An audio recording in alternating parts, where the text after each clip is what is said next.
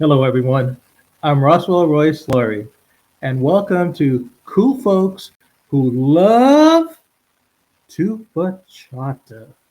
Yeah.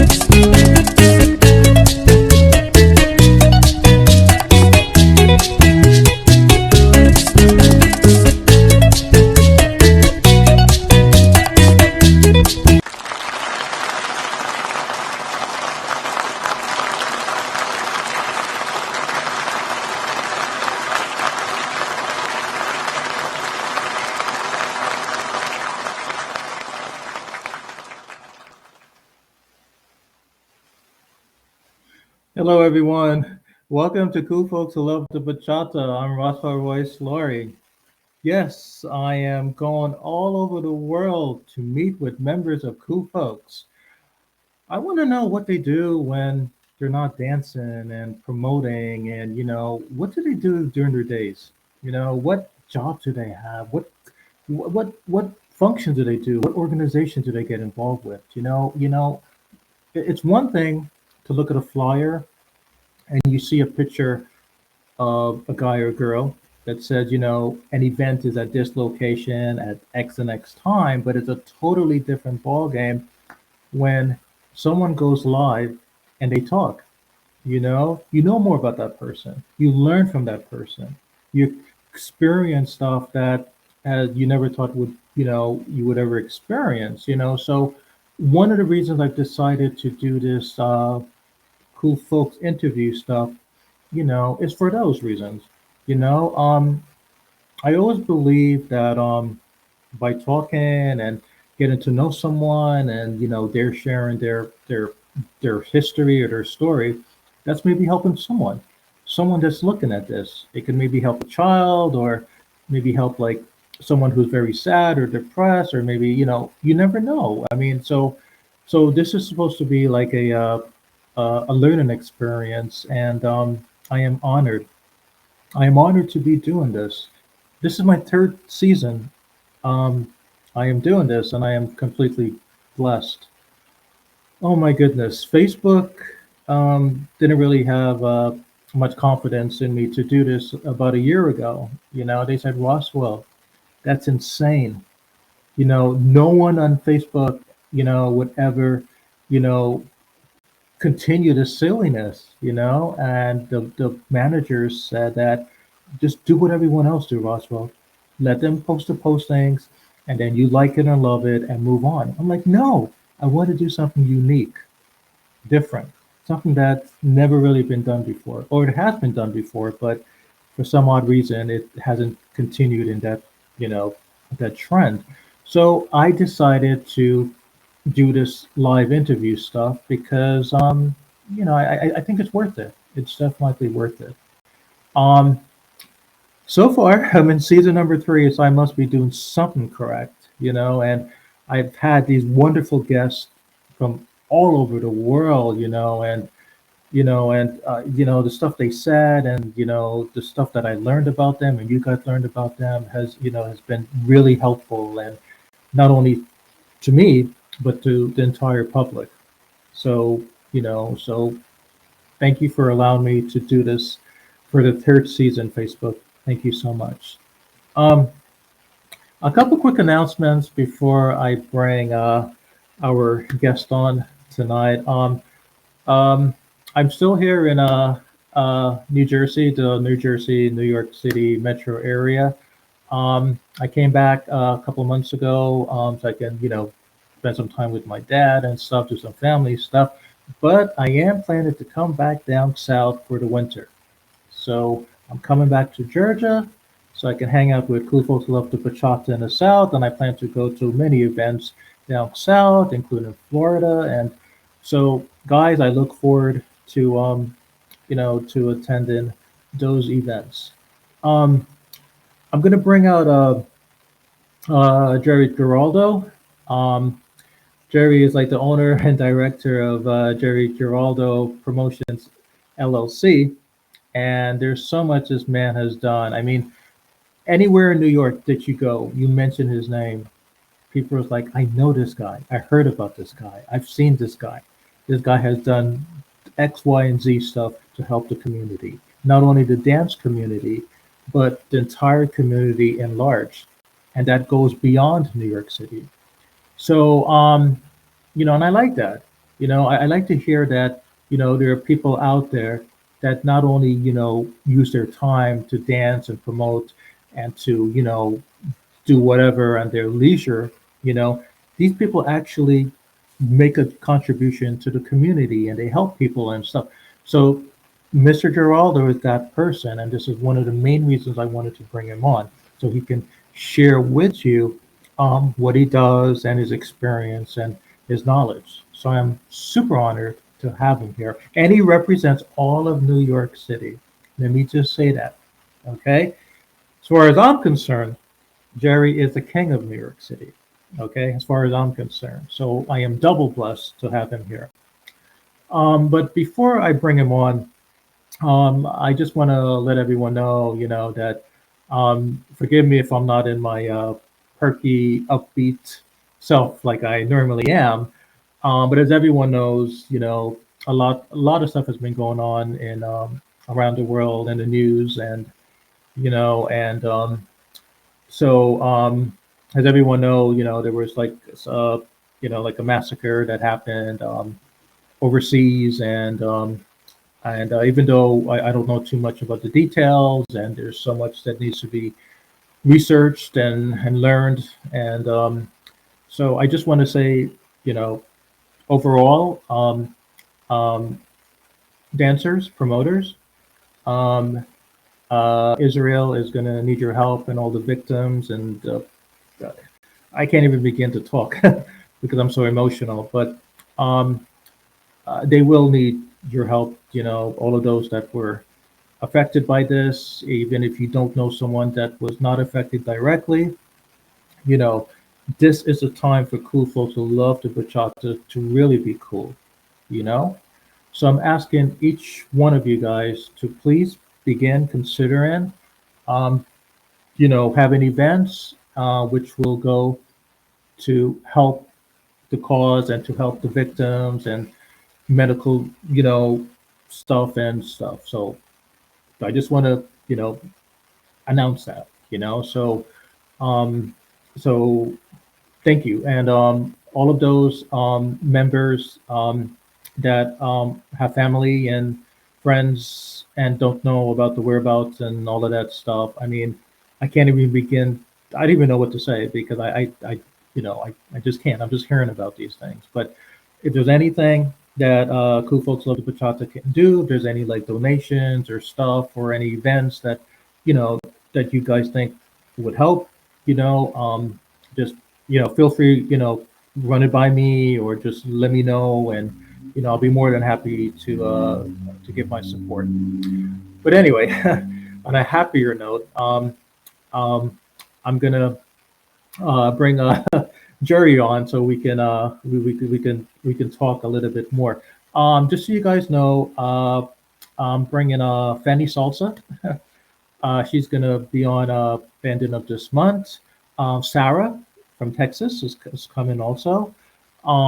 Tomorrow, the gorgeous Helene from Maryland. Oh, it's like wow, women, women, women, women.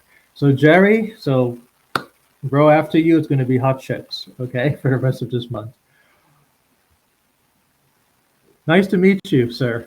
Hey, how are you? How's it going? Good to be on. I I am good, my friend. I am good. I promised myself not to get too emotional while I'm on camera, Yeah, but I, yeah, I, I I hear couldn't that. help it. I just Lot of crazy stuff going on, right? So, yes, yeah, and the thing is that I have to be super careful when I mention stuff like that on social media because then social media is going to be like, Roswell, what are you doing? Using our platform to no, but just in general, everyone. It's no surprise. Everyone knows what's going on. It's all over the news. So I'm just right. asking every dancer, every promoter to begin considering, you Mm, know, donating your stuff, your profit to help the people who really need the help. Those that were hurt and medical expenses, and so but anyway, Jerry, please tell everyone a little bit about you. I mean, I already know you're. I mean, you're the owner and director of Jerry Geraldo Promotions LLC. I mean, you're an entrepreneur, you're a producer, you're a host, you're a DJ, you're a promoter. There's more. There's more to it. I know that. wow. So go ahead, Yeah. man. Take it away. Wow. Tell Yeah. I everyone. mean, how could I follow up that introduction you did? That was amazing. You called me the king of New York City. What else am I going to say after that? So, I really appreciate being on the show for sure. I've been involved in the music industry for a long time, the promotion industry. Just been doing a lot of events, which also include charity events as well throughout the years. And just love being around people and also hosting meetup groups, bringing people together. 'Cause that's the main goal, right? Bringing people together, love, right? That's at the center of it all, right? Bring people Yes. to love each other, right? Bring people back together. Too much hate in the world, right? So we gotta, keep it like that. But yeah, definitely. So where else can I start? I mean, so much to say here tonight. Yes. Um, Jerry, before I came to New York. I mean, I heard about you. I heard that there's this man named Jerry, who's always having these like, hot events. Like he's always like going out of his way to like, expand the dance community. You know, grow grow the culture of New York. Mm-hmm. And not only in a dance perspective, but he helps he helps in other areas outside of dancing. You Mm-hmm. know, he Right. helps like he helps the poor. Like I want everyone to know that um, I like to hear stuff like that because I do human services. Mm-hmm. Like I'm in a doctoral program where I'm doing human services. As Right. everyone knows, my dad has Alzheimer's because I like to help people. So when I know of a promoter or a DJ or a dancer that is also similar to my way of thinking, Mm-hmm. you know, it makes me want to reach out to them, you know, Yeah, I and to see understand. like Yeah.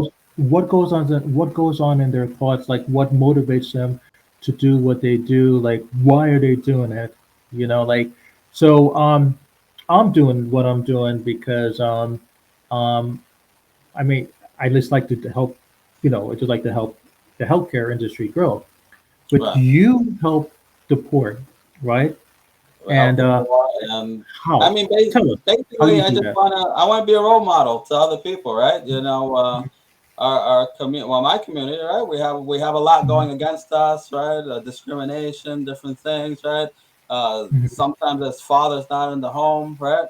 So people need role models, right? So I put myself out there as a role model. I want people to say, "Hey, this guy made it, right? This guy is doing these different things, right?"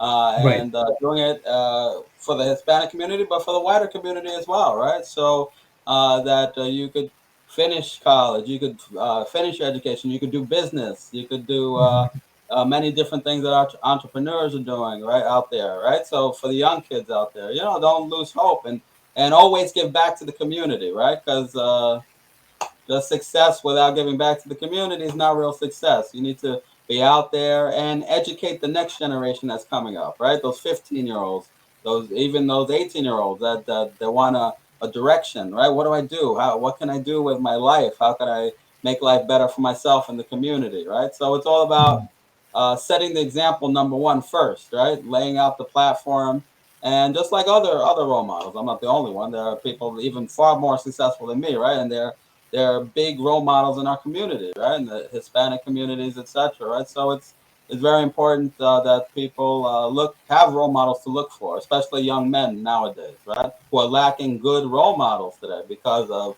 the breakup of the families. Mhm. Some men are not in the home, laying things out, just having a stable traditional family, right? So we see that, men get into crime, they get into negative things, right? If they don't have a good platform and good role models, right? So I'm just doing a small part, and hopefully other people are doing even more than me, right? But we all together, it's a community, right? So that we could take care of our young people.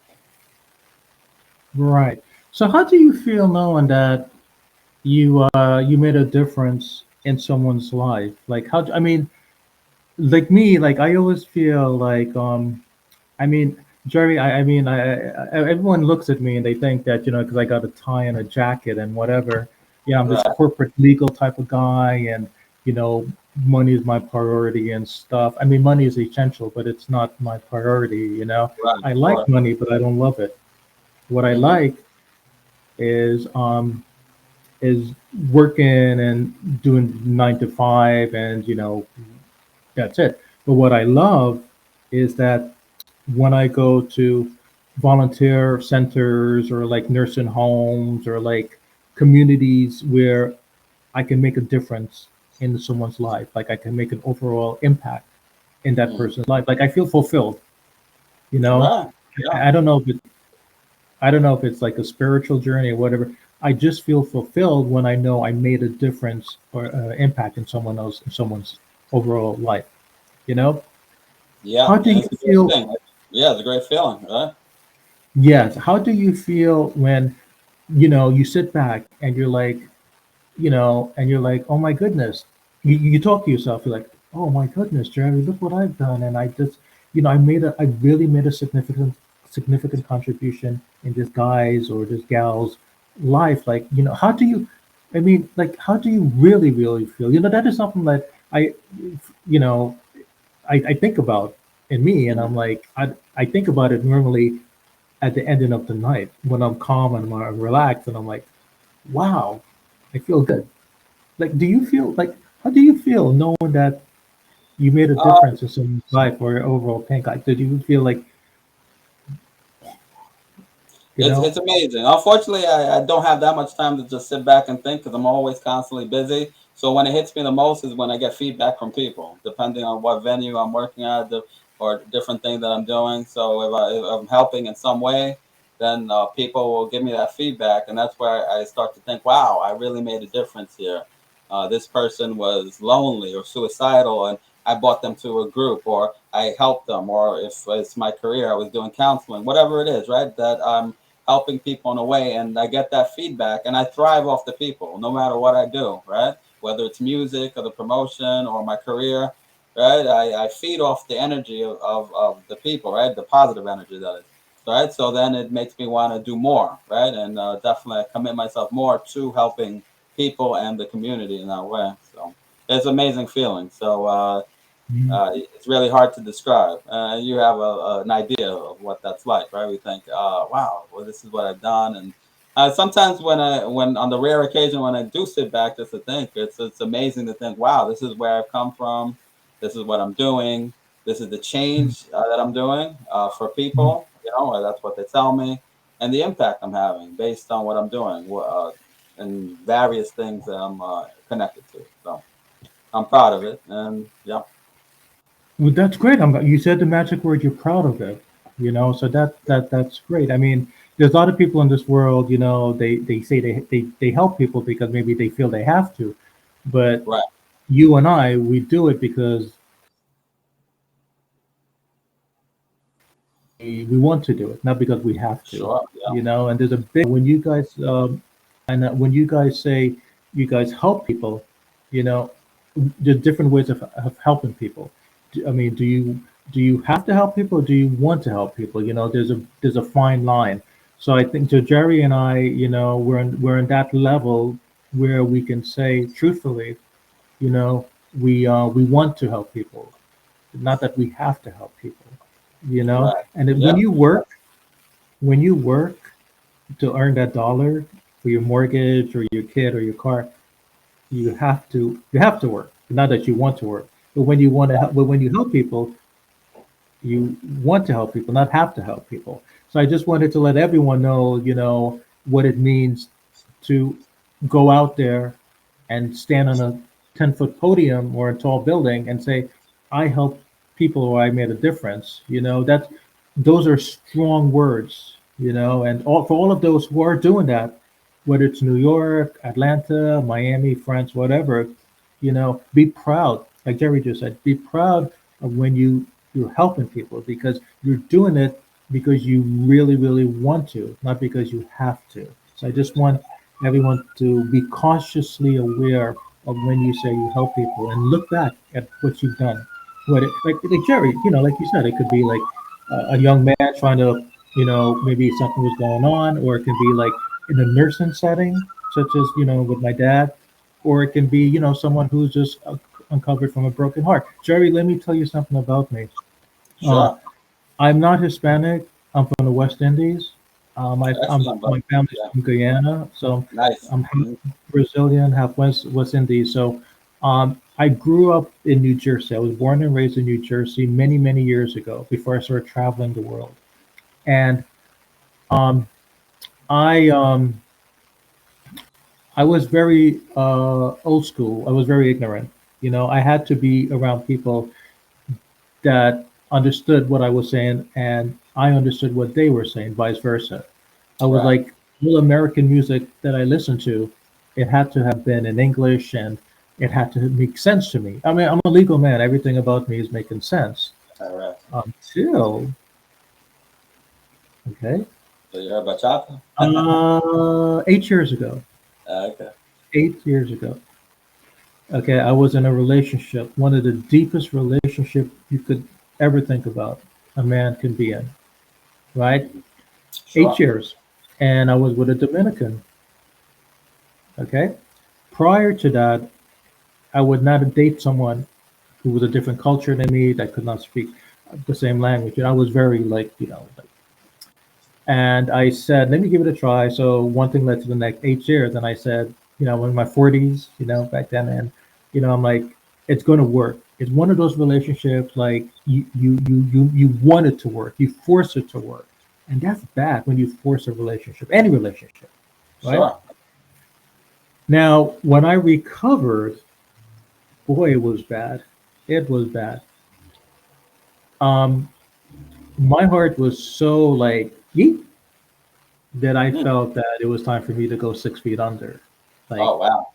like like right away, because I felt there's nothing else to live for. I'm getting older.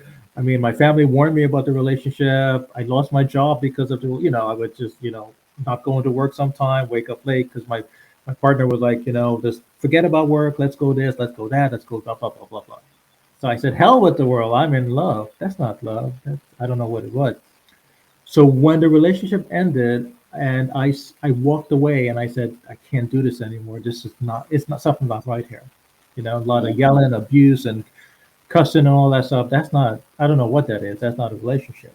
That's because Sure. I forced something to work. My point to you is that um, when it ended that night, I said to myself, I'm just going to, drink some bad liquid and no one would Uh, know about me. By the really? grace of God, Wow. by the grace of God, bro, um, I don't know. This is weird. I was right before I was about to end my life without anyone knowing. I Wow. decided to turn on the music Mm. and I decided to play a bachata song. I never heard a Amazing. bachata song in my life, even when I was with that person, because I was like, I don't know bachata. What? No, no, no, I'm not Dominican. I'm not gonna dance. I don't speak Spanish. And then all of a sudden, I said, God, what else is there to do before I come up to see you? Let me just let me just listen to what bachata is. I mean, what do I have to lose?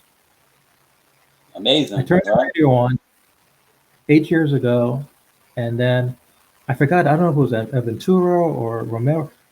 Whatever that person was singing, at first I said to myself, it wasn't recognized in here. A minute and a half passed by. I remember I counted it. I Hmm. began feeling it here, man.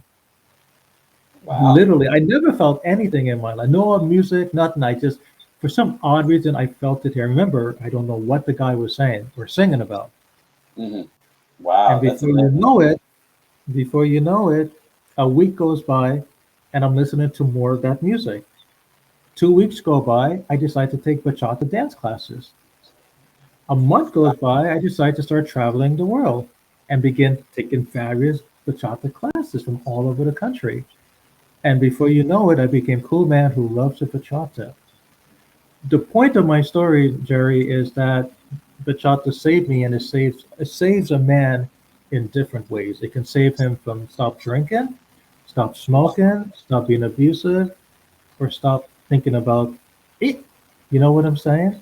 Yeah. Music has power, right? And in your case, Latin Yes. music saves you. So when you say you help the people and all of this stuff, and you can relate to me, and you can relate to every other man who comes up to you, and they say, Jerry, we trust you. I know you can help us and stuff.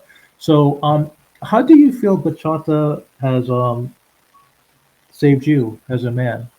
How do you feel? How do you Well, feel? And it doesn't have to be that Latin, deep. I mean, it doesn't have to be like I think physical. all Latin music, bachata, salsa, merengue, reggaeton, it all saves, right? But music in general, I don't even want to just categorize it like that, right? Because different music appeals to different people. I think the power of music itself, right, and different types of music appeal to people's heart, right? And in Mhm. your case, it saved your life, right? Just hearing that bachata beat and the way it spoke to you, right?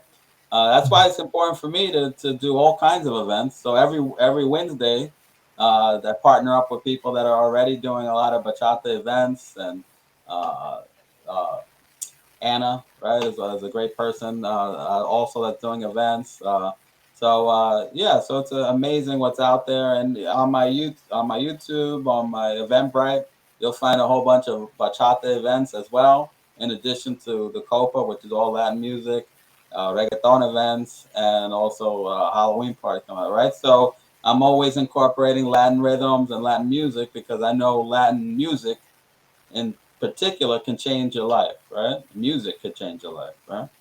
So that's how I feel about it. Yeah, yeah, and it's true. It's not only bachata. I mean, there's salsa. Music changes.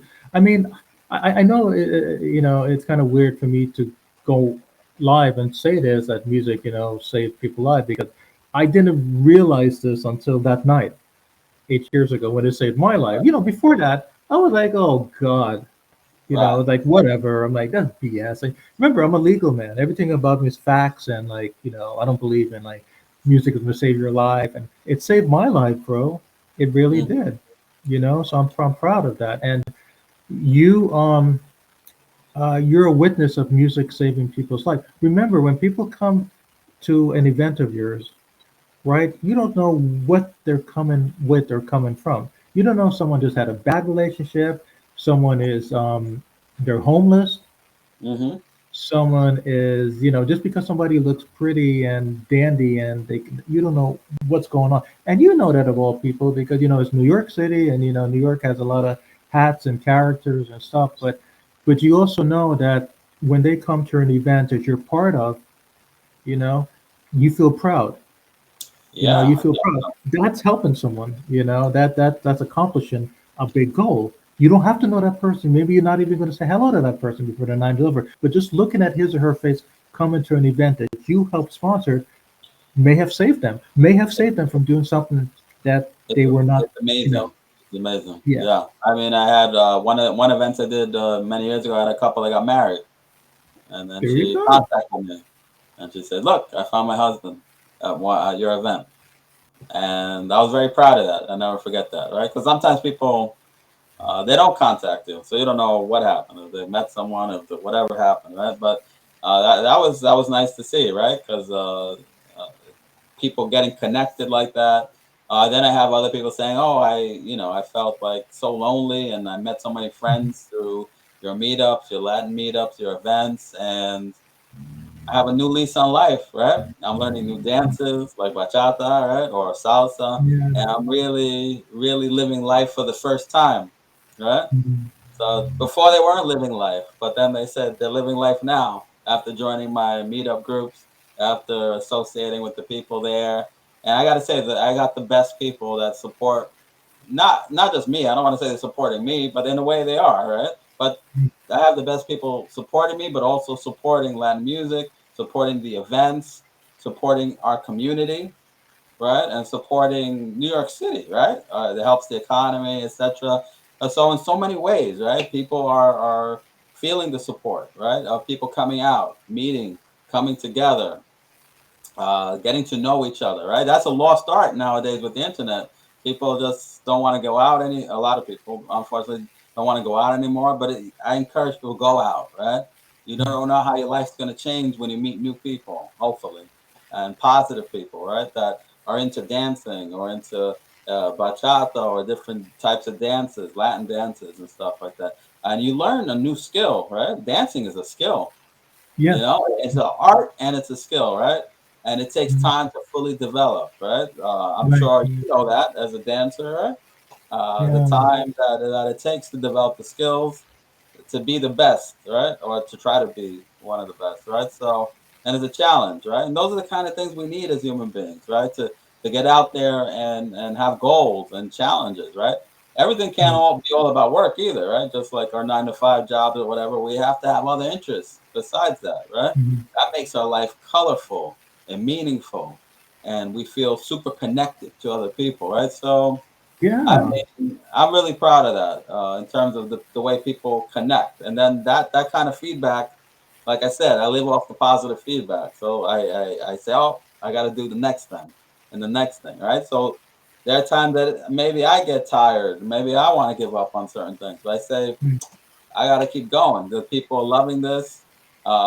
It's a lot of work sometimes Mhm. organizing people and putting out events, collaborating with other people, sub promoting with other people that already have events, and but it's worth it, all right? And it's worth it because of the feedback I get and the changes that are happening with the people. And we keep the community alive and vibrant, and everybody plays a part. So it's not just me, Jerry Geraldo, it's the community itself, right? There would be no Jerry Geraldo, there wouldn't be any people at the event, right? So it's the people that come out that make the event itself, right? So I'm just one person that decided to take a leadership role in this community, but everyone else plays an equally important part in this. So. I think you may have answered the question I was about to ask you. Wow, you and I we're on the same level, man. It's as if you can read my mind, as if you can read what I'm going to ask you. So, but um, this expansion, this explosion, and like specifically in like the bachata stuff, like you remember back in the days, man. It was like a Latin. It was like a Latin thing, Mm, Latin thing. I'm sorry, I can't even speak for today. I'm so worked up. The yeah, bachata stuff, was like always like Hispanic people doing the bachata stuff and whatever. right. Now it's like got Orientals, you got Russians, you got Ukrainian. Like it's an explosion, bachata explosion. Yeah, That's the yeah, word, you yeah, know. definitely. So and it's there's one thing I noticed. I mean, there's disco, there's salsa, there's belly dance, there's tango. I mean, those are grown too, but for some unique reason, the bachata stuff is really, you know, Yeah, across all the definitely. world, Yeah, not all only in over. New York, Right? but It was and what you just said, I think you answered the question I'm going to ask you. What contributes to that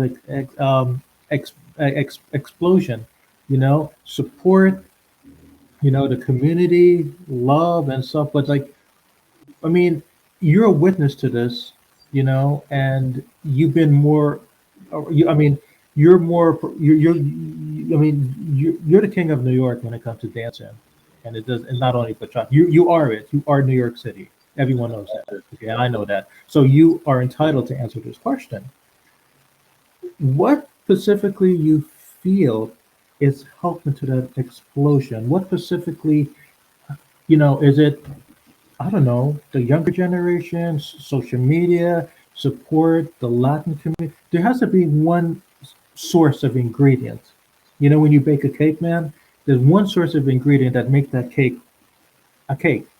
So, in your perspective, what do you feel, is contributing to that power that's making this bachata stuff universal, man. When I mean universal, like whoosh, compared to back in the '70s and the '80s, I mean, everyone knows how old I am. There was bachata thing was like it's like what people like you have to people even know what it is. Now it's like type it up in the media, you go here, every culture, every dialect, and you don't have to speak Spanish to love it. yeah. So sir, please, what do you think is contributing to that explosion? Well, I think two things actually: passion and exposure. Right. So the music is done with passion, right? And it's done with a force, right? That people when they hear it, they love it, right? And they want to dance to it and all these different things. But if it's not exposed, if there's no exposure, it's hard to get that music out there, right? So in the age of Mhm. the internet, we have exposure, right? We can hear songs that are not on the radio, right? Because back in the days, radio controlled the music industry, right? So if it didn't make it on the radio, you wouldn't hear the song, right? But Hmm. nowadays, you can hear new music on YouTube, Apple, I mean, everywhere on the internet, right? So a lot of Right. people just bypass some radio and then they hear the new stuff, right? And then the radio now is trying to catch up, right? They say, oh, this is the hot thing, right? And they're putting it on the radio and stuff like that. So I think the internet, that kind of exposure, you have people that don't speak Spanish, right? And they love the music, right? And Mm. that's got that worldwide exposure now, right? Not just Latin music, well, probably all music at this point, right? Has that worldwide exposure. But specifically Latin music, we and bachata, we have the passion behind it, right? The love, and you feel it, right? And you don't feel that in a lot of other types of genres today, right? Even the Right. American genres like pop, it's not what it used to be in the '80s and '90s, right? It's Mhm. very formula. The passion's not there anymore. Very robotic. But now we see with the Latin community, they're rising more and more with their music because it's different, right? It's passion. A lot of most of the time, it's still a lot of live instruments as well, but you don't see that as much in the American market, right? It's more electronic, Exactly. which is Mm. fine, but that's it's different, right? It's not what it used to be. Mm. So yeah, people are attracted to that beautiful sound, the love stories behind the songs too. Once you get to understand the lyrics and if you get a translation right, it's all about the love and the passion, right? So, I mean, it's amazing how the industry has grown as a result of both the passion and the exposure, for sure. Yeah, the love story. That I happy you mentioned that, man, because after when I listened to my first bachata song that night, I Mm, realized to myself, hey, I'm not the only one that's gone through a broken heart, and if this guy can live through it, then I'm okay. I'm not gonna kill myself anymore. I'm gonna keep on living. right. So it's about like you said, like connection, relate. Like we all go somewhere, we all meet up for a reason, and we stay at, you know, when we, when I, like, when I go somewhere, like I feel connection, man. When I go to those bachata events or dance events, specifically bachata, because like I feel that connect. I feel like I'm not the only one that's in pain or hurting. I mean, there's other people, but they can relate to me. I mean, I'm not happy. I'm not happy. They're hurt. They're hurting, but I'm happy that they can relate to me. And then knowing Right. that people can relate to me, I feel, all right, then I can get through the night. And it's about connection, like you said. It's about connection. It's not about hooking up, looking pretty, or being on the front cover of a magazine the next day. It's it's Right. it's a little deeper. It's a little deeper when you go to the bachata, salsa, but heavy bachata more is that, I personally feel that connection, that family connection, Right. and I Yeah. love that. And that's a feeling that I never felt before I entered this bachata dance community world, you Yeah. know, Amazing. and I'm Right. sure, yeah. So, and I'm sure you relate to that. So let me ask you this. This is a good time to bring in some of your music that you've done. Okay. Sure. Um, Tell us about clip here. Tell us about Toca la Musica. Toca la Música. Yeah, that's the title track of my album. The album is actually a mixture of all kinds of different Latin styles. So, best it's got about 10 or 11 songs on the album. I forget how many it is, but it was an album I produced, and I have many different artists on it. And we reached about 1 million streams on Spotify alone, actually, and other formats, YouTube and different things. So yeah, so it kind of was a mixture of a lot of different things, from the clubs all the way to Latin music and beyond, right? So this is a very experimental project in a way. So it was like music that people were not accustomed to, because it just wasn't one style. It was just a whole mixture of what you hear across the Latin spectrum. And yeah, I'm real proud of it. And then I also was producing and promoting some other artists in salsa, which I'll give details about that later on. So something I've been doing for a while, in addition to some of the other things like DJing, etc. But yeah, you can definitely check out my album, the one I produced, Jerry Geraldo, on all streaming platforms. Toca la Música is the title track of the album, but like I said, there are many other songs on the album. Caliente was another song on it. uh, Fiesta, right? So you could just imagine it's just a party, 100% party album for the people out there. Mhm. But how do you get the name Toca Music? I mean, like I'm almost fascinated with you professional artists. Like when you get up the name, like me, I would just I would just be like, Roswell Music. That's the title. But you're more eloquent. You're more professional than I am. So you would Toca Music. It sounds so peaceful. I feel like I'm in heaven. It feels like even if I had a crappy day and I listen to the words or read the words "Toca la musica," I feel calm. I feel I feel more sexy. That's What was amazing. going on in your Yeah, man? What was going on in your head when you come up with these names? I know you didn't pick it up from a box of Cheerios. What? Tell us your logic. How did you come up with the name, man? Well, since I'm the producer of the track, I usually do the music first, and then I let the music speak to me in terms of words and lyrics, right? Mhm. So then, as I continue to listen to the track, and I have one other collaborator I was working with, and I mean, it's hard to say, right? I just say that God puts the words in your mouth sometimes, right? Because it's a mysterious type of thing Okay. for people that create, right? Because it's not something you set out and say, this is what it's going to be 100%, because you don't know what it's going to be, because you're creating it. It's like making something from scratch, and you're putting Right. the music together. And then Mhm. it's, okay, what does this music feel like? What does it say to me? What are the words that could be expressed here, right?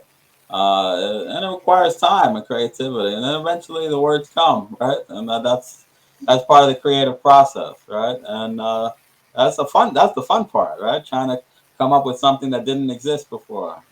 and making it exist, making it so that it does exist in the world, right? In terms of art or music and stuff. So, yeah, definitely.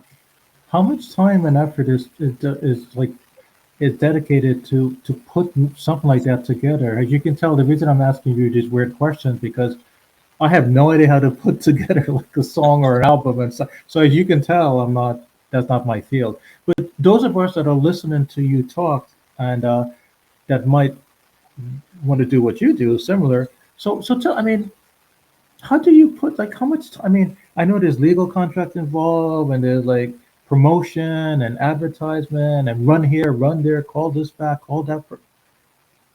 How much? Like, I mean, to start this, it takes like what a good year or half a year. Like how? Like what's the first step to put these things together? Like how is it that you go through a series of like likes and don't likes, or like song that might work, might not work. Like how do you actually begin to put something like this together to make it so successful like it is now? I'm just curious.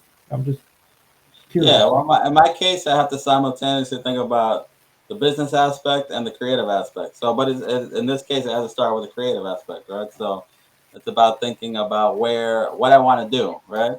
So, I have a few ideas, right? So then I'm thinking, all right, I want to try something different. And it's good to work with other people, collaborators on songs, because then you could bounce ideas off. So then I always have the most success working with someone else in terms of bouncing ideas. Another writer, another person that does music with me, and we kind of play off each other, the rhythms, and trying to figure out something that might work, right? A Mhm. lot of times it just comes out naturally because of if you're a music lover and you've been listening to music a long time, right? And I also I have done DJing in the past, so you kind of have a sensibility for rhythm, right? So I always Mhm. start with the rhythm, with the beat, right? Other songwriters, producers, they depending on the type of music, they might start out with lyrics or whatever, but for me, it's always about the beat, right? So the beat is the main thing in my music, right? And then from there, then I continue, right? So I think I enjoy making the music more than even the lyrics, right? Because I love rhythm so much, right? But then that speaks to me in terms of what I'm going to write next. Where does verse one go? Where does verse two go? The song's too long. Where can I cut? It's a labor of love, right? So it definitely takes a little bit of time. It's not something you want to rush through either, right? Because then it's going to Mhm. be a mess, right? And there's a lot of songs out there, so you don't want a song that sounds like a mess, right? So you want a song that has a good rhythm that people might like Mhm. and that you're proud of. That's the main thing, right? So sometimes you could create a song and it's trash, right? So then you have to just throw it away, right? Or maybe there's a redeeming quality of something you wrote, so then you throw away that song and you start making a new song based on another idea that came up during the process, right? So it's not a clear cut process. It takes time, but you have to love to do it, and you have to feel satisfaction doing it. So yeah, people, if you don't love doing it, it's not going to be fun at all, right? You're like, oh, this is taking too much time, or this is too technical, or there's too many beats on this computer, and it gets kind of crazy, right? So I think the main thing is loving the craft of music and creating, and then that's really what's going to get you out of it. In terms of time it takes, it's impossible to say. Sometimes it could go faster than others, right? Mhm. So it's I mean any songwriter or producer will tell you that, right? So sometimes it could work for weeks or months on one song, and then maybe then there's another song that takes you only a month, right? So it really depends on what you're working on and who you're working on with. It's like I said, it's Mhm. always good to have the good team, right? Because you need other people to work with, in my opinion, so we could Mhm. bounce ideas off each other, right? So it's not just a one man type of show. No, I always thought it was like a 9 to 5 thing. Yeah, I always thought it was like, okay, you punch in at nine. I'm sorry. You punch in at nine. I can't believe I'm saying this on air. You punch in at 9 and you hit your head at 10 a.m. By 11 a.m., you got a couple names. By lunchtime, you begin to write the first sentence. By 1 p.m., you get to the second sentence. By 5 p.m., I got a song. It doesn't work that way. There's one guy that told me, he said, Roswell, bro, you got a lot to learn. This is what he told me. He said, Roswell, it doesn't work that way. These songs, it just comes like he was telling me he just one day he just wakes up and these stuff just comes into his head, or Yeah, maybe he goes to a for restaurant sure. and comes to his head, or he sees someone that comes to his head. I said, if it comes to your head, so do you have a calendar to write these things down? No, he's like, it doesn't work. Obviously, It doesn't um, work like that, but you gotta have a pen and paper handy so you could definitely be ready when that time period comes. So, because you never know when it's gonna come up. So, okay, so let's see, Toka. Let's listen to uh sorry, Toka la musica. Okay, I'm gonna do a share screen. So, okay, bear with me for 1 second, please. okay, sounds good. Okay, share screen. Okay, okay, YouTube. Okay, Jerry, can you see that? Yeah, I could definitely see that. Okay, my friend, I'm gonna play this so everyone can see it. Okay. Mm-hmm. Okay. While I play it, let's see. So everyone, this is Toca La Musica by Jerry Geraldo. Enjoy.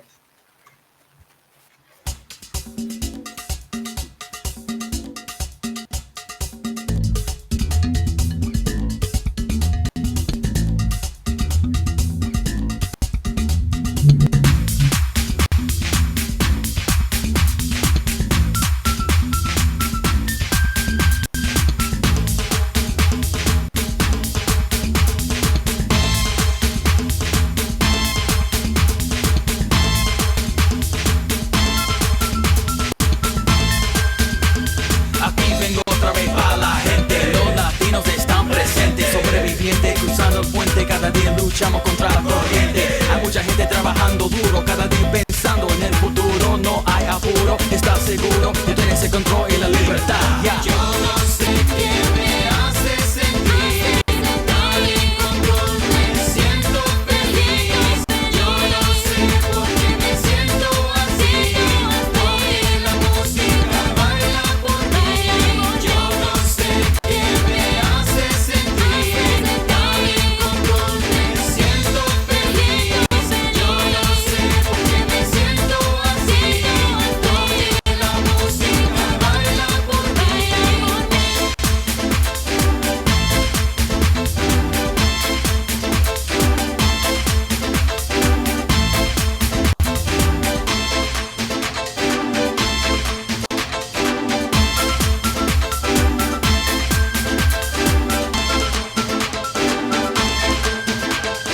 Esta canción es medicina, más adictivo que nicotina. Hay que romper la rutina, sigue bailador y bailarina. Aquí ahora yo te muevo con este estilo tan y tan nuevo. A este sitio yo te llevo, de los problemas así te elevo. Yo sé que me hace sentir tal y como me siento feliz. Yo no sé por qué me siento así.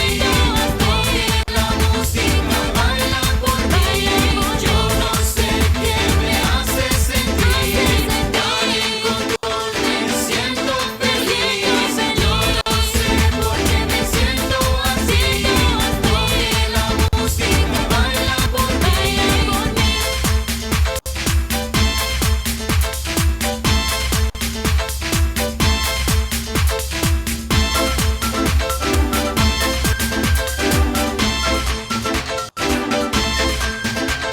Es el momento a conquistar, no hay tiempo para descansar, a sus sueños alcanzar, en el camino hay que caminar. De esta canción sale un cuento, es el momento de ser contento. Mira adentro, tiene talento, mira y coge entendimiento. Yo no sé qué me hace sentir tal y como me siento feliz.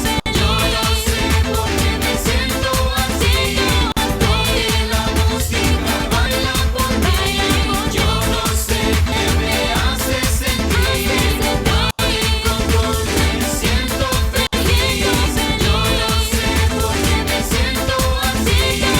Oye la música, baila por mí.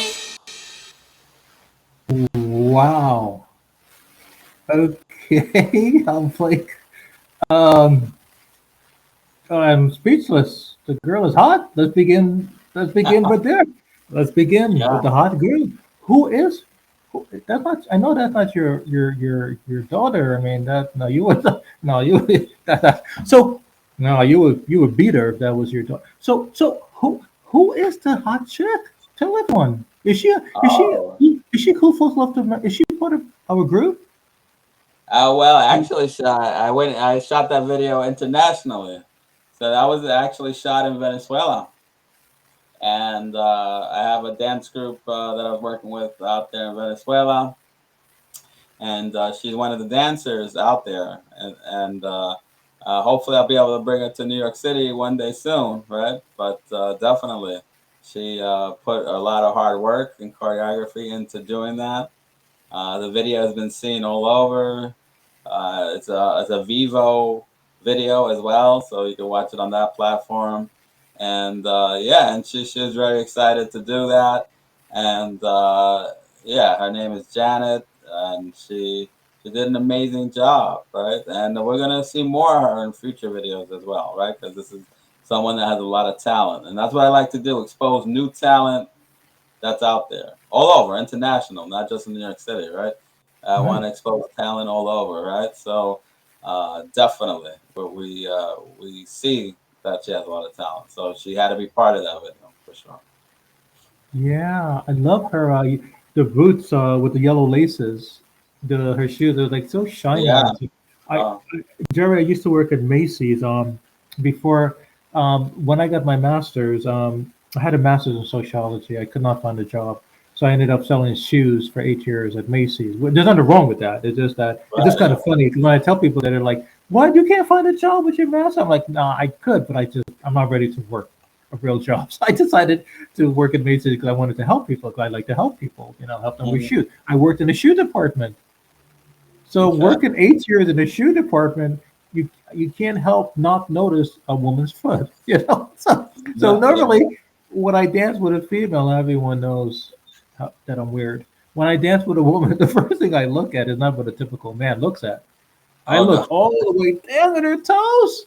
Oh I'm wow. like, yeah, those are my boots. So the young lady that's dancing there from Venezuela, I mean, I noticed, the stuff that a guy noticed, but I was more noticing her yellow laces on her shoes because I can't help myself not to notice that. Yeah. So Yeah. she's beautiful, beautiful shoes. Please tell her I personally would love her to join Cool Folks Who Love to Pachata. I would love for her to join us. Oh sure. Yeah. I'll let her know, and I'll let all South America know about that. Yeah. Sure. Um, So how long did it? I mean, I know she was in different scenes and different outfits and stuff. So something like that. What she would sing the song from beginning to end in different scenes, and then you and your colleagues would like cut and paste, like put everything together or whatever. Is Yeah, that editing. Yeah, so I had a whole team. I had a whole team for that. So, and they shot in location in Venezuela, by the way. So they had cameras set up, uh, and yeah, so it was an international thing for sure, right? So, I left the editing to the professionals in terms of video editing, right? Because my thing was music producing at events. So, but I do know a little bit about editing, but I wanted to leave it in the hands of someone that was more professional in terms of just because there's a lot of material that's filmed, and you want to make sure yeah, that you get the best material in those 3 or 4 minutes, right? So that takes hours. It's a long yeah, process because if you're filming, right, you're filming over and over, and you have to do a lot of cuts, right? So it's a whole team of guys, right, that are working out there in terms of that are affiliated with me, and yeah, I'm just happy to have that team that's international all over the world, right? I have actually that's one of the songs on the album. I have other songs on the album, other videos where we filmed mm, in Puerto Rico, we filmed in Colombia, we filmed in a little bit in Spain. So we just went all over the world with this, worldwide, Jerry Geraldo worldwide type of thing. I love Puerto Rico, bro. I used to go before Hurricane Maria. Was it Hurricane Maria that happened like 5, 7 years ago? I used to go to Right. what is it called? Contado Beach. Is it Contado? Contado Beach, like Right. San Juan. Am I saying Right. it right? Yeah, so that was my Condado. hangout spot. Yeah, Condado, you mean? Condado. Uh-huh. Yeah, Condado. yeah, that was my hangout spot. And then I stopped going. Because after the hurricane happened. I mean, everything is okay now. But I Right. lost focus of going again. I used to go every September, Mm-hmm. every for vacation by myself, hanging at the beach, and you know, hoping that I would run into Ricky and Jennifer on the beach. Yeah, Where that'd be are great. they? I hear they're from here. I don't see them. No, I'm just kidding. But I ran into other celebrities, So you know, but it was great. It was great. So you're from PR, right? You from Yeah, Puerto that's Rico. that's So that's that. My great. family, my father's from Bayamon, Puerto Rico. I go back all the time, and I love Puerto Rico. It's a beautiful place. It's a big change from New York, because we all know New York is such a fast-paced type of place. And going to Puerto Rico, it's just peaceful, tranquil, Yes, beautiful, beautiful waters, beautiful yes. beaches, beautiful people. Great place to Mm. go. So, actually, I can't wait to go back again. How do you feel that you're representing your country? You're a positive role model. Like what happens when your friends and your family from PR calls you, or you like that you guys meet up and whatever, and you tell them all the stuff in New York that you do, all the people that you help, and all these cool people and celebrities and stuff you meet, and you got like and you're representing your country. How do you feel? Like how do they feel? Forget no. Forget, how do they feel? Not how you feel. That's what I should be asking. How do they feel when they know that you're representing their homeland and you're like a positive role model? You know what I'm saying? Like like you're there. You tell people you're from PR, and everyone is like, "Oh God, we're so proud of you, Jerry," and your cousins come and give you a big hug. Like, big hug. Yes. How do you feel It knowing that feels good. It you're feels good a role whether model? whether it's Puerto Rico, New York, or Florida, because I also have family in Florida. So Puerto Rico, Mm. New York, and Florida, my family appreciates what I'm doing, and friends and relatives. It's a beautiful thing, right? So they're very proud of me, right? All my family is. So I'm very proud of them, right? 'Cause, Okay. they're all good people, and I'm very proud of.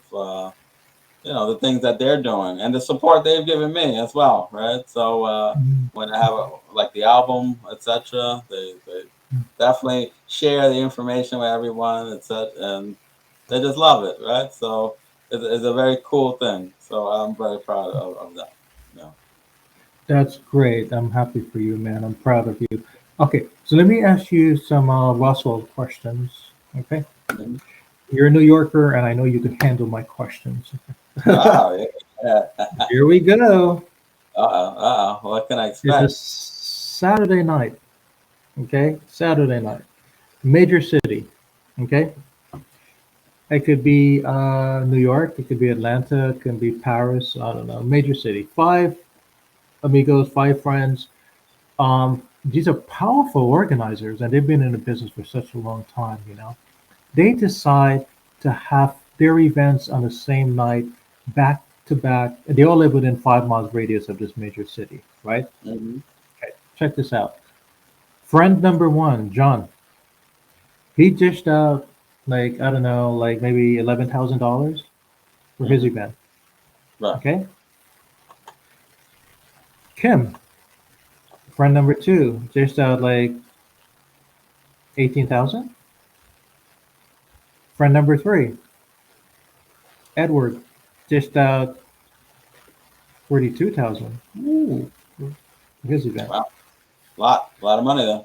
Yeah, friend number four, Jonathan, dished out like maybe like 14,000 for his event. Rashid dished out okay 11,000 for her event. Five of them, okay, and they all know each other and they're well known. You know them, I know them, everyone knows them, and whatever. Okay, they have a good reputation. Right. Now here's where things get tacky.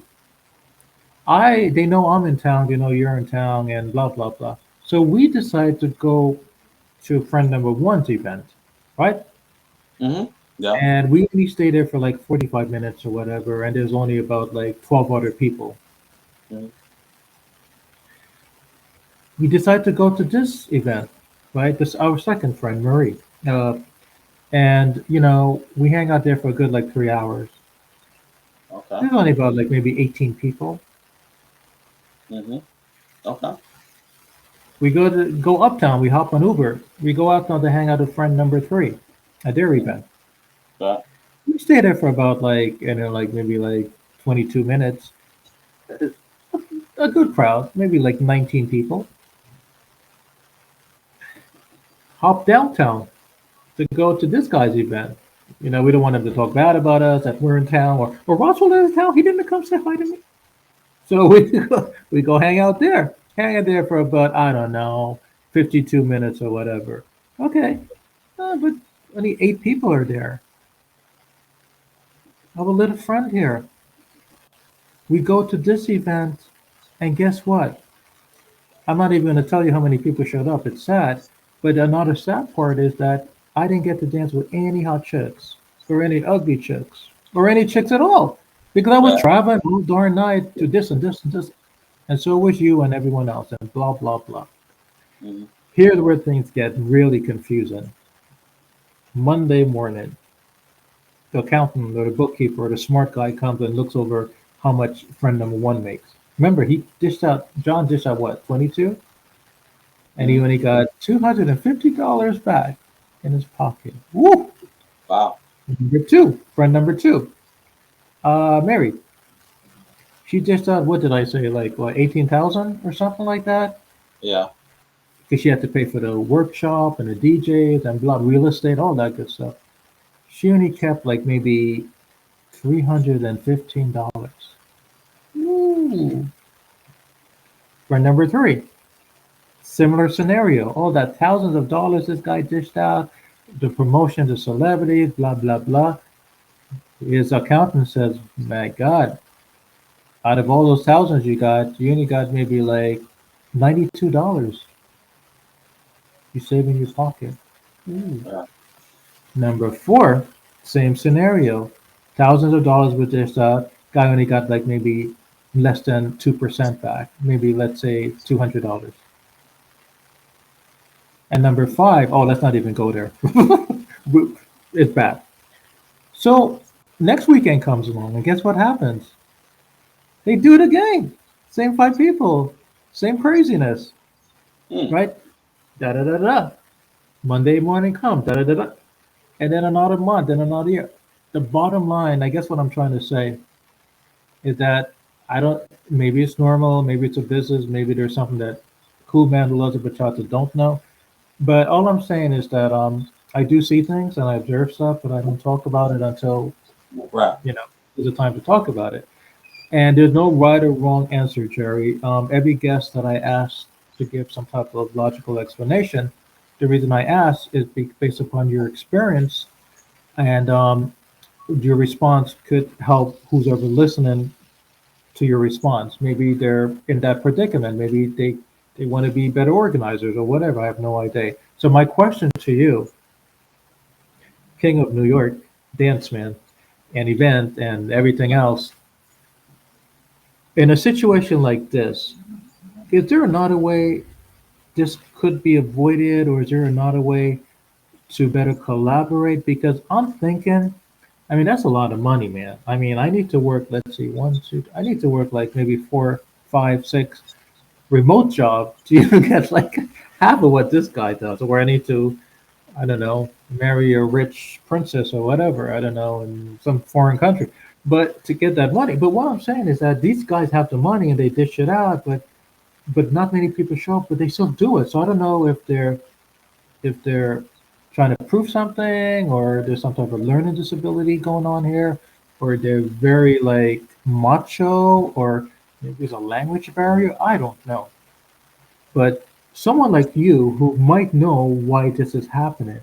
So how would you better suggest that these 5 people could come together, or in general, it doesn't have to be five. It could be maybe, maybe you saw, maybe this happens, maybe you notice 3 amigos do this every weekend, or 5 or 10, I don't know. But the point is that what suggestions or what feedback, what's your response to my example, and how can your response maybe help the viewers that are listening to this?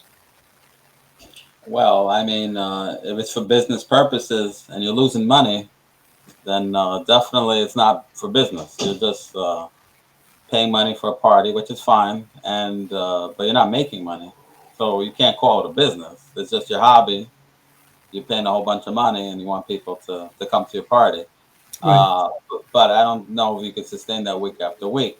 Now, if you're doing it for business and you're not making money, that's the nature of capitalism, right? Either you're making money or you're not. If you're not making money, you're out of business, right? So Mhm. for the bottom two, they should try to get with someone else and sub promote under them, because obviously they can bring some people, but not enough to cover their expenses, right? So maybe they could team up with some other promoters that already have something that's going on, and see if they could all work together and combine forces, right?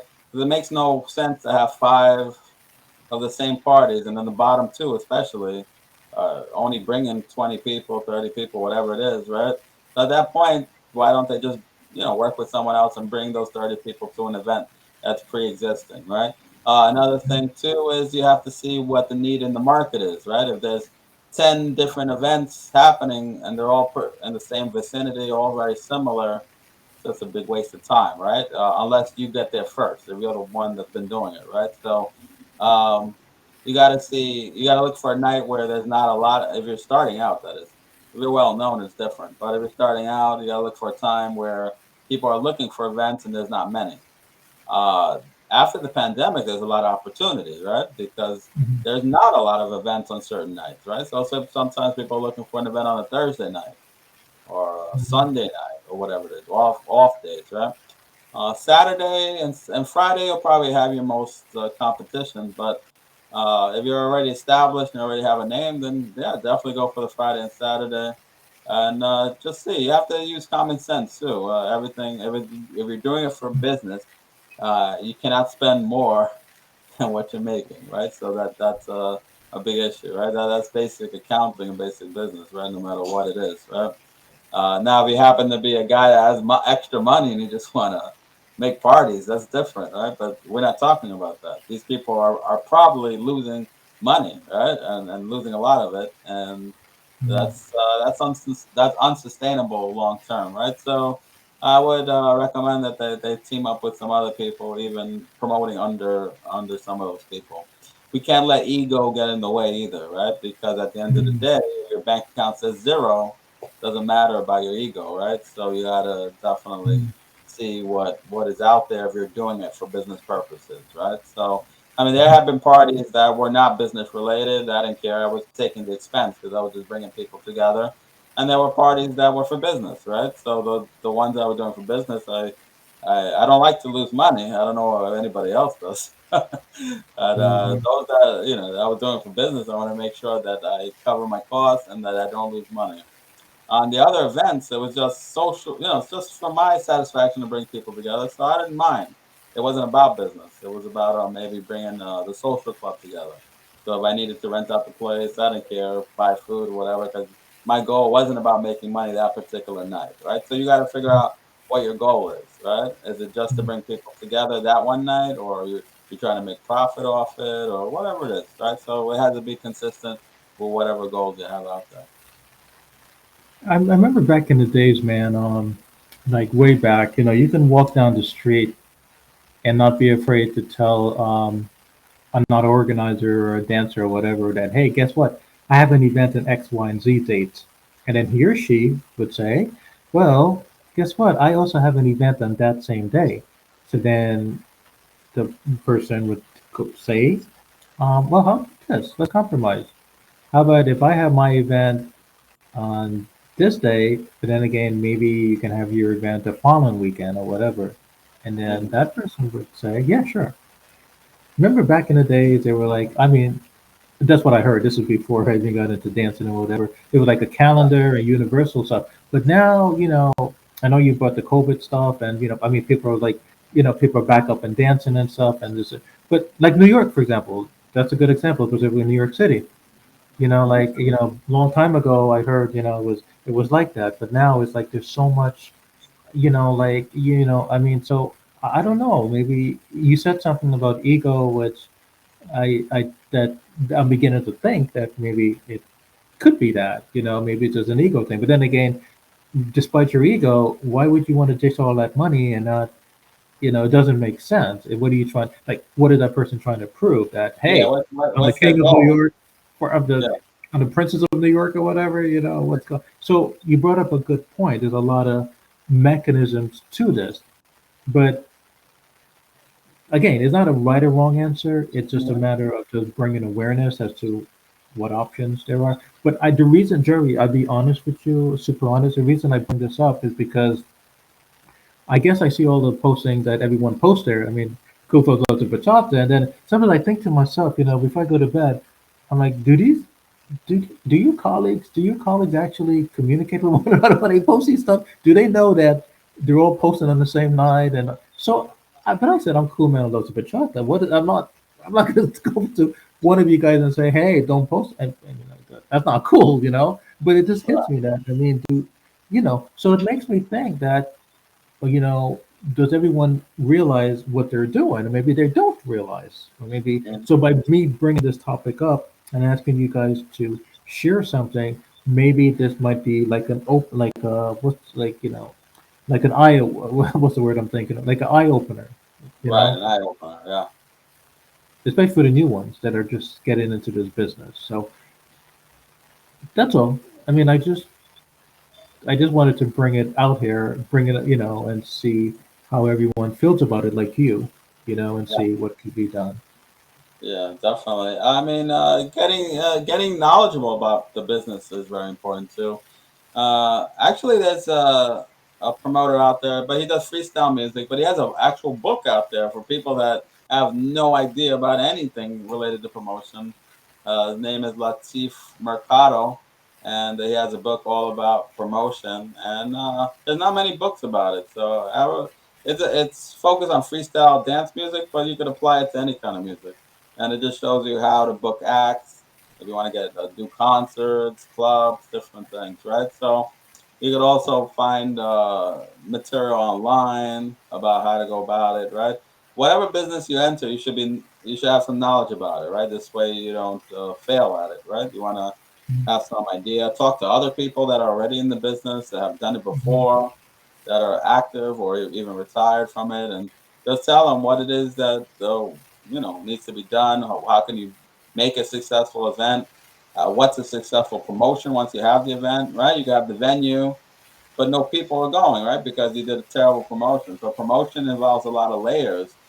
You have to have a good email list, which you have to Mhm. collect over time, right? You just don't pop up with an email list, right? So that Mhm. takes time to collect. You need to have your social media correct, uh, different sites, and just keep putting the word out there. Sometimes you may even need to spend money on promotion, so you don't lose money, right? Just getting the word out there so people could actually come to the event. And you want to cut through all the noise and get right to it. So and make sure that the competition doesn't take you out, at least. Kick me out, maybe kick me in, ugh, right in the stomach. Ugh. Yeah, for sure.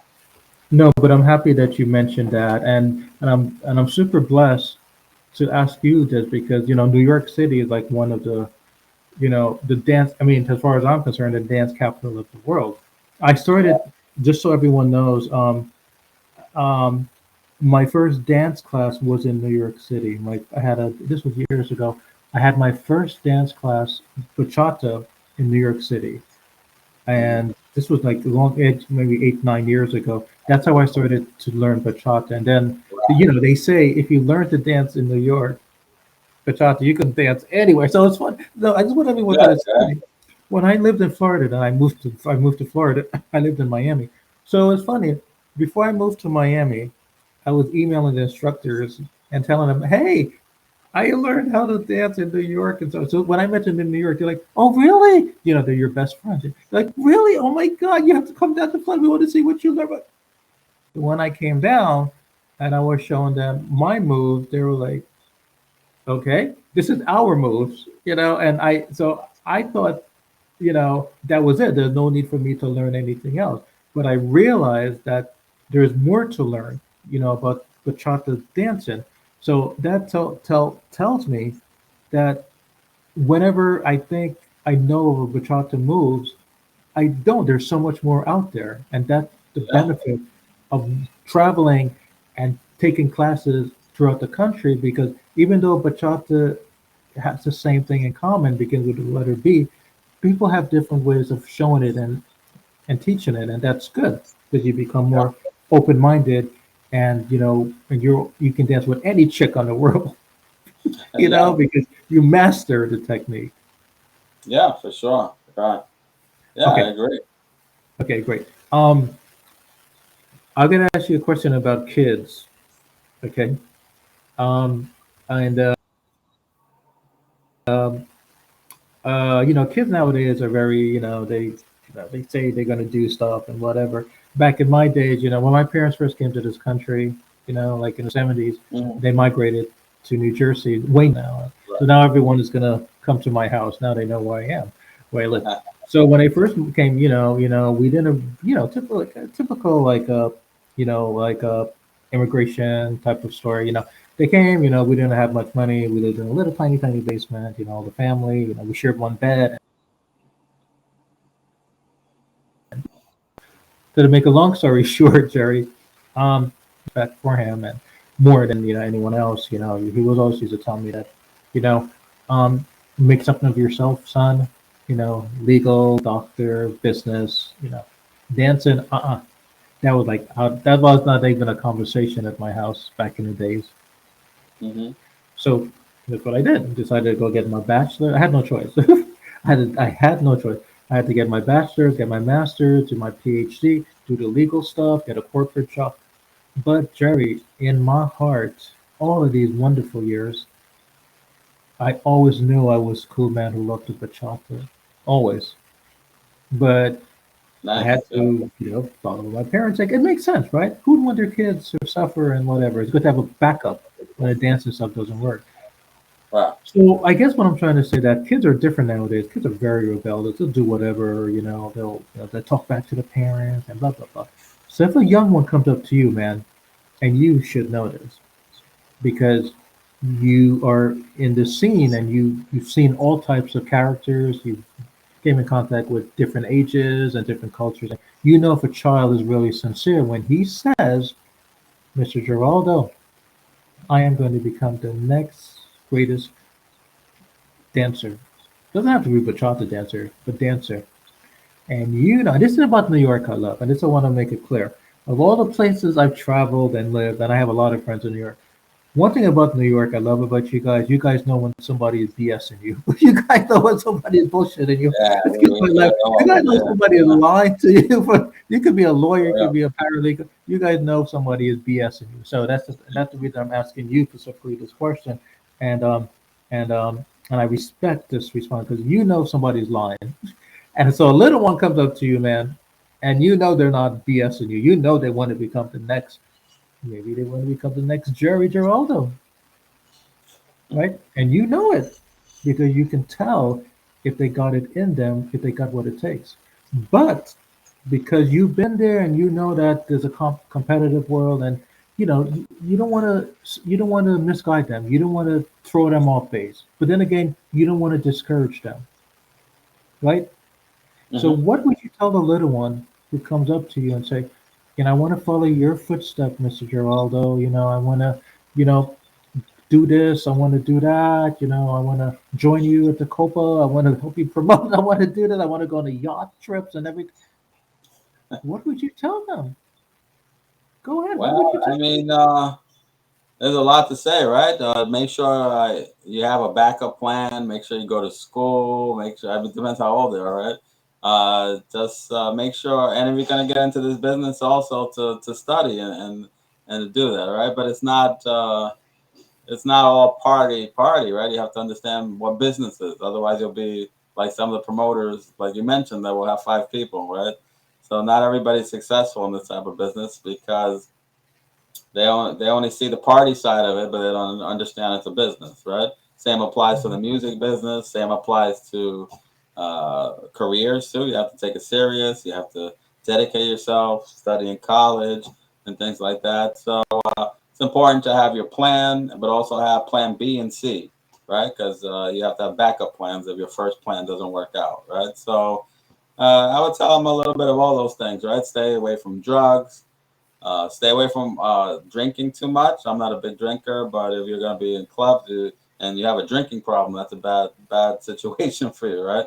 You're not going to make much money if you're spending at the bar, right? You got to just be ready for the environment, right? If you're successful at it, everybody's going to want to be your friend, but you really don't want to be friends with everyone because not everyone is going to be a real friend, right? Some people, they're just looking to get close to you to see what they can get or to take advantage of you.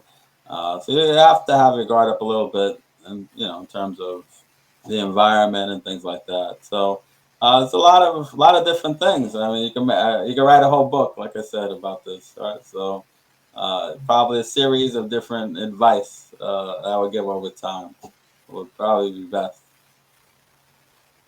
Okay, that's fair enough. That's fair enough. And the reason I'm asking you is, I mean, I ask everyone this question, but the reason I really wanted to hear your response is because you live you live currently in a city where it's very diverse and there's many hats, many characters, and many I'm sure people came up to you already and they're like they want to be the next you, and I'm sure you gave them a truthful answer based upon how you felt the answer should go.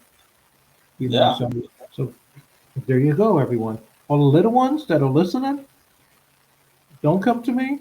Don't ask me that question because I'm gonna be like, I don't know. Go to Jerry. I'll probably lead you into a ditch hole and be like, So don't ask me those questions. Okay, ask these guys because they know what they know. They know how to respond. yeah, definitely. And then there's people that want like the artistic side, right? They want to get into music or dancing, right? I work with a lot of dance artists and stuff, and any dance artist out there, like they'll tell you, it takes so much work and dedication, practice. You have to love what you do, right? If you want to be on the scene, you want to be a dance instructor, a dancer, you want to be in videos, right? It takes hard work to perfect your craft, so you have to dedicate time to that, right? And try to make sure that you're on point, right? And that's going to take rehearsal. It's going to take practice over and over. So it's one thing I would tell those that are in the artistic side of things. Wonderful, my friend. Wonderful. Okay, events. Okay, now I know that Halloween is coming up, and there are events coming up here. Tell us about the haunted Halloween party cruise that's coming up. It's on, I think, on October 28th, right? An event, right? I'm Oh thinking yeah, about that. Okay, October tell us a twenty little bit eighth about that. is the Haunted Halloween Cruise. We have Al B. Is going to be there. One of the major guys in the promotion industry. He's going to be. He's part of this. He's the one directing this, and I'm working with him, and I'm bringing my people over there, and he's gonna have all these amazing DJs, and Al B. I don't know if you ever heard of him. He's the biggest legend of the last 50 years in this business, right? So no one is bigger than Al B, right? So the fact that he sees that I could bring people with him, and we're doing this event here, and just making this the most awesome Halloween cruise probably of all time, right? Because everyone says this is the best Halloween party they've ever been to. This is the best boat cruise they've ever been to. 3 floors, 3 celebrity DJs will announce who they are. They're upcoming, and this is gonna be amazing. Latin music, bachata, of course, salsa, merengue. There's gonna be English music on one of the floors, reggaeton. So this is gonna be unprecedented, right? In terms of the quality of the event, the type of boat that we use. There's gonna be food that you could purchase on the boat once you buy tickets. You could check out the event. You could get tickets directly through me, obviously. You could go to Eventbrite and just type in my name, Jerry Geraldo. It'll come up right away. You can zelly me as well. So just get in touch with me, and all my information is there, right? My website as well, jerrygeraldo.com. Is another way that you can reach out to me in terms of trying to get my information. To reach out to me, jerrygeraldo.com. But definitely my stuff is on Eventbrite. So this is going to be a magnificent event, and we're going to have special people there. We're going to have Diana Fernandez is going to be there, bringing all these wonderful socialites in New York City that work in New York City, and she amazing. She's amazing and is going to do a tremendous job there. And we are going to party like you've never partied before. This is what else can I say? I'm already running out of words. It's just luxurious and tremendous. So remember, Al B, Jerry Geraldo, Diana Fernandez is going to be amazing. Wonderful, wonderful. So, um, when you guys choose a boat, like how much planning is it like to choose? Like, 'cause let's say, God forbid, it rains or whatever. I mean, you don't want to, you don't want to get like a little tiny, raft or something. So how do you guys like go about just like going about deciding on an event or a video? So how do you guys choose these boats? Like I mean, you guys have to do a lot of research like in advance, like look at quality control, inspection, like safety hazard, like like how do you guys, for something like this, like how do you choose that the the yacht, the boat, like how is that chosen? I know it's a weird question, but I'm just curious. Well, Like, I mean, at this point, they look at the quality of the people doing the event, right? yeah, So you bring in a man that's even more legendary than I am, like Al B, and this man is, I mean, they just hear the name Al B, right? And they know that Jerry Geraldo's associated, and you got some other people associated. So they're going to want to give us the best boat because they already know that the events have sold out. The events are amazing. They make money at the bar. People dance all night. People meet. So just develop. I don't think you just start off doing a successful boat. I think it's something that happens over time. I've seen so many people that said that the first thing they ever do is I'm going to do a boat party and a yacht party, and this is going to be great, right? But they never built up their email list. They don't have any contacts. They never did a party in a club to build up their crew or whatever of people. They never did a social. They never did anything, but they run and they want to do a big yacht cruise, right? But the big yacht cruise, you could lose a lot of money if you don't have the clientele, the people, the followers, etc. So, I've seen too many people fail at this yacht party cruise thing. So it's important to number one, link yourself up with the successful people that have done this, and just don't take it lightly. If you're brand new, of course, then you want to start off with smaller things or link up with people that are already doing boat cruises, right? But to just do it and never have done any other type of event is a big risk, right? So you gotta it's something that you work up to, right? Because this is something that costs thousands of dollars to even get off the ground, right? uh, amazing. I like how you the flyers. I love the flyer how it was done. It's very unique. It's very you put the words and the big fonts and the letters and the background of New York. So you guys did a wonderful job with the flyer. I like how it's presented visually. So, So you can only imagine how the event is going to be. So I encourage everybody to get their tickets before it sells out, for sure. what are you going to be for Halloween? I'm going to be right on that boat, greeting everyone at the front of the door. I'll be there. So I'm gonna have a great time on the boat with everyone. So I encourage everybody to get those tickets and join me. And I'll have a table. It'll say Jerry Geraldo, and I'll be there to greet everyone. And maybe I have a few snacks at my table, maybe some drinks. Who knows? And we'll see. Right? We'll see how the night goes. But I'm looking forward to meeting people I haven't met before as well. So. Wonderful, and I encourage everyone, and you guys are listening to me as I say this. I encourage everyone, even if you're not cool folks love to bachata, come to Jerry's event. Okay, that boat looks super super freaky, which is it looks super cool freaky. So everyone got to go. It looked like it's going to be a fabulous Halloween in New York at Jerry. with Jerry and his friends. So you guys go to that event, okay? It looked like it's worth going. So go, okay? Because I tell you guys to go, so you guys must go, okay? Now, but it's I encourage everyone to go if they have the time, the opportunity. Go do it. It's fun. Jerry, one last thing before you go, Yeah. okay? One last thing, okay? I want to share on the last posting I'm going to share, and you got to help me out with this one here. All right. So, um, uh, okay. Here, sorry about that, man. This beautiful, beautiful. I remember this from. Oh yeah. I think this was one of the first things you shared on my Cool Folks Love to Pachata webpage a long time. Maybe when you first joined. This is what Yeah. caught my attention. Yeah. This is awesome. I mean, the two beautiful ladies, and they have this stuff like literally exploding in front of them, and they're so like they're cool. They're like, let's take the photo. How were you Yeah. able to get this photo done?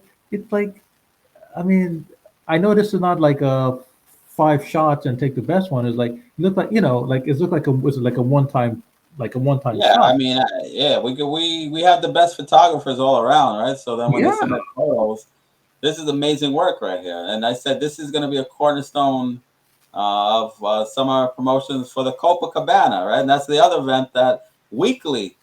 I've been doing this for years already, even before they changed. They recently changed locations after the pandemic, but we used to be on 47th Street. Now we're on 51st Street in Manhattan. And Copacabana is the premier event for Latin music. We know that. Currently, I'm working with Ruben, but in the past, I worked with Glee, Ballard, and other people that have been closely associated to the business of Copacabana. Right, so Mhm. Copacabana is the most legendary club in New York City, right? We're talking about a club that name has been around what 1940s, 50s, 60s, 70s, 80s, all the way to now 2023. This is an amazing. I mean, it's a privilege for me to even be associated with Copacabana, right? Mhm.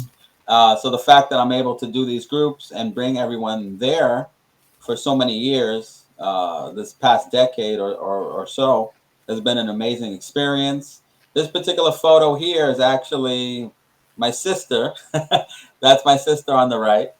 Wow. And this is a friend of ours named Sue, and they are in this iconic photo forever, right? Because I'm going to be using this photo for a little bit, and I think this photo really represents the fun that people are having at Copacabana, right? So definitely a big shout out to Sue, my very good friend Sue, my very good my sister, my only sister Amelia, and the pose and everything that they did on this picture is amazing and it's timeless forever. They are super gorgeous. I Thank loved you. it. I mean, when I saw this picture, I was like, wow, man, I'm like, beauty, beauty, beauty, beauty. You're surrounded by beauty everywhere. So that's good. Tell them I said hello, please. Oh, I will. I will. I definitely will. I'll share the video with them. They'll be happy to know I gave them a shout out. So They look gorgeous, pretty. I mean, I have to come one day to the Copa. I mean, I have to come back. I mean, I like I was telling you right before we went live. I was trying to give you a surprise visit like a year ago when I decided to visit New York, and I mean, I didn't see you there, but hopefully when I come back to give you another surprise visit or something, I can see sure, you and sure. everyone else. But the Copa, yes, I've heard about that place since I was a Yeah. little kid. So yeah, that's amazing. So you could sign up on the event right there. And And before we finish, I also want to say that on Wednesday nights there's a great rooftop bachata party that I hooked up with Anna, and I'm helping support her event because Central Movement. She's the director of Central Movement, so I support her and what she's doing. And oh, yeah, and she's doing a great bachata event every Wednesday, and oh, that's been happening for a while. So you could also find that on my website. Recently, I'm working with a man named Jose. and he has the premier reggaeton events, number Oh, one for reggaeton, right? So I okay. said, what am I missing in my schedule for things to Mhm. do? And Jose came and he said, I have the best event, and it would be great if you could support this event that I'm doing for reggaeton. And he has it throughout the whole city. So this Mm. he has his own group. It's called Latin, I believe it's Latin Social or whatever. So I said, wow, this guy has similar goals in terms of what he's trying to do, and he has a Mhm. very unique event. He has daytime parties. So you'll find that oftentimes a lot of people collaborate. So I'm very happy to collaborate with all kinds of people and all kinds of events. And that's how you make the events more powerful, right? You Yes. mentioned before earlier Yes. about 5 different promoters competing against each other. In some ways, it could weaken the community, right? If you got all these people all over the place, nobody's making money, and they all go out of business, right? I want people to be successful, not just myself, but other people, right? I don't see Mhm. it like winner takes all in this, right? It's a community that we should all be working together. And there's different types of Latin music, different types of music that we could all be collaborating with, right? So somebody could be doing a great bachata event. I want to support that. Someone's doing a great reggaeton or boat or whatever it is, then I'll definitely be out there to support that, right? So I always reach out to other promoters and other people that are doing events, and I tell them reach out to me. So let me see if I can incorporate what you're doing with what I'm doing. That's wonderful. That's wonderful. And I just want to say real quickly, I'm very proud of Anna and Pyro of their Central Movement stuff. Yeah. It's kind of funny that before I visited New York, I think I met. This is so funny, man. Like 3 years ago, like 3 years ago, right? I lived in Miami, or 4 years ago, and I think I visited. I went to the Central Movement anniversary in February in Orlando. Wow. But check Nice. this out, because I was sort of like the new guy, but I didn't know anyone. I didn't really know New York, the job, the dance community in New York. I just thought everyone was Yeah. everyone. So I attended their event, and I remember Anna and Hyra was standing in front of me. I just thought they were like the security guard, and I just passed right through them. I didn't Right. know, Right. they were like, big cheese, and they were also nice people. And then when I came to New York, um, I heard something about Central Movement, and I'm like, oh my God, I heard that name. So when I went to their event, it was the Friday event. Hmm.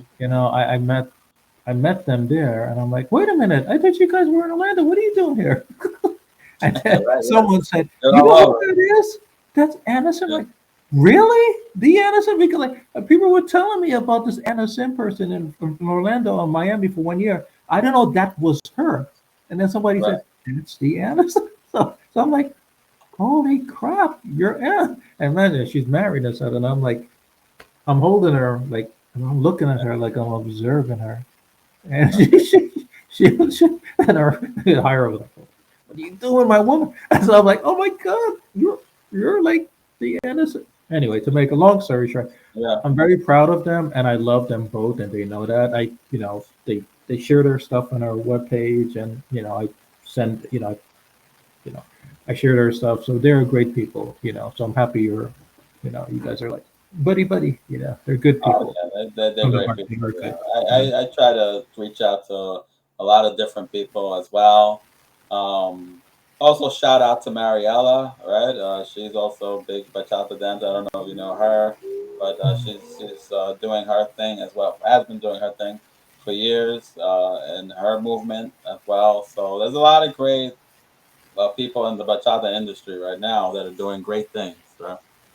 Yeah, Mariela Gonzalez. Yes, I know Mariela Gonzalez. She Yeah, so she's years amazing. ago, um, I attended one of her classes, a couple of her classes before I began this bachata stuff and whatever. And I think Central, she was teaching me how to do Central and stuff. So yes, I remember the beautiful Mary.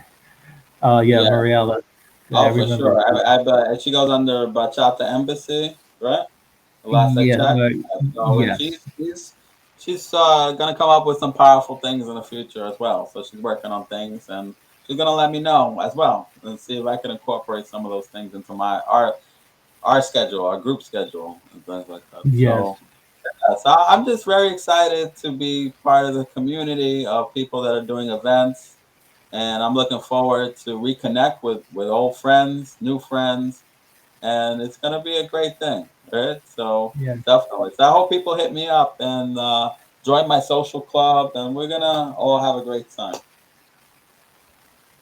Sir, I'm a senior citizen, and around this time, I pass out. Yeah, But yeah, maybe when I me was too. younger, I could, keep up all night. But sorry to disappoint you, but we're not doing the 5 a.m., 6 a.m. interview like I promised you. So it ends. Okay, It ends here. I'm falling yeah, asleep. It was an honor to talk with you, to learn about your history, to learn of about your course. career journey, to learn about your loyalty, and most importantly, to learn about your love.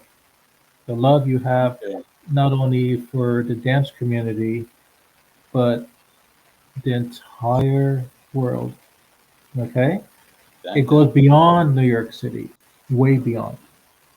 Yeah, yeah, And thank that's you. very special. Not many men can do that nowadays, right? Yeah, yeah, Not definitely. many men can do that. You're still doing it. And especially in New York, oh my God. You're not, a lot of people by now they got burnt out, they jump off a bridge or whatever but you're still in it.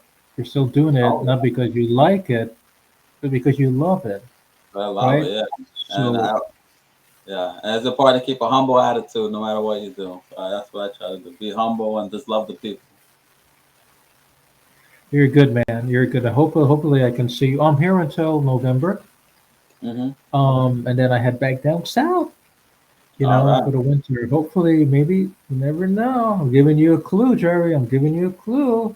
I might Uh, give you another surprise visit, so stick around. yeah, Stick. let me know. Never Let's know. do I'm it. not one of these Saturdays before November. I'm Oh gonna yeah, let's pop get up those again. bottles So on the table. Let's be prepared for I'm Cool gonna Man who have to loves be the Patriota prepared. popping up Yeah, to say a big hello. Giving you a yeah, clue. That's all I'm yeah, gonna say. for I'm not sure. gonna tell you which night. Just be prepared. All right, sounds But good. anyway, Let me say a quick any, shout out to my family, my uncles that might be listening. David Perez, okay, uh, yeah, he's out there doing his thing, real estate guy. And then I got my uncle Ruben Perez, going okay. through a hard time right now, so I'm praying for him, and he's gonna come through hopefully through that hard time. And Oh, also big shout out to my dad, my mom, you know. Talking about my aunt. I'll leave you here all night, right? A big shout out to Renee Diaz, right? Because Renee Diaz is doing big things out there in bachata as well, and he's a bass player. So when he sees this, he's going to be very happy to hear about your group as well. Maybe he'll probably join it as well. So he's a big bachata guy in terms of playing and bass and all that. So this is the kind of people that they're gonna want to connect to your page for sure in terms of thank you so what you're doing out much. there. Big shout out to Melody. Big shout out to Dalette. Big shout out to let's see. Oh my God, I'm running out of names. But anyway, I don't want to keep you guys here all night. But big shout out to the entire New York City. Let's just say that for sure. And definitely another big shout out to Al B, the legend. I would love to maybe interview him. Maybe that's not a bad idea. Yeah. No, I don't know. No, Yeah, I got an idea for I can you. definitely I got set that an, up for you. I can tell him to reach out and see. Okay. you read my mind. You and I are on the same planet. Yeah. If you think who would have the patience to put up with my silly questions live on the air, Right. Yeah. tell him to come my way. Talk with me all night. Tell him to bring the pillow and the blanket. Okay. Okay. We Sounds might be good. here all night. For sure. For sure. And a last shout out to baby Fanny and Frankie. See you out there. See you doing big things. Okay, what are some super last minute words? How would you like to end this before we go? Before I sign off? What is some last minute stuff you want to tell the entire world? Take it away. Want to take follow your dreams, follow your passions. Always have a plan. Have a realistic plan, and have a plan B, C, and D if plan A doesn't work out. And just keep doing your thing. Praise God. God is real. uh, just look to the positive things of life, right?